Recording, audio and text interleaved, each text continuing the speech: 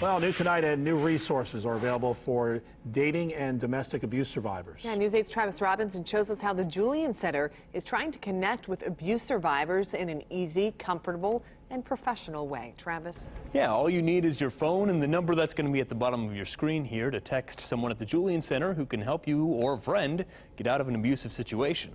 The Julian Center encourages both people in abusive situations and anyone who might know someone in an abusive situation to text 463-201-2792 or go on projectavery.net so depending on the situation, they can get guidance or help. We have a person, advocates on staff, who are trained to help someone through that situation, to understand what their options can be and to understand how we might be able to help them through that kind of a situation. This is all part of Project Avery. It's an initiative aimed at 13 to 24-year-olds in dating abuse situations in the hopes that it can lower Indiana's high number of abuse survivors. Indiana has a particular problem here.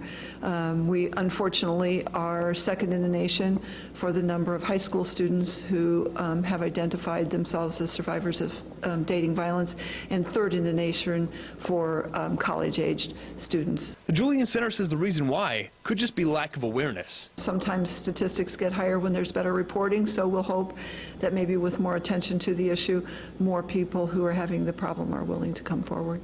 By using texts and website submissions, the Julian Center hopes a topic that may seem scary to talk about is a little easier to approach. It can be awkward conversation, maybe not the conversation that you want to have with your parents or a teacher or someone like that. And if there's not that person in your life, then this is a way to connect with a trained person whose job it is to be there to help. Now, the Julian Center says the service can be used to help anyone in abuse situations, not just teens. But if there is an emergency, call 911 because their advocates may not answer right away. I'm Travis Robinson, Wish TV News 8.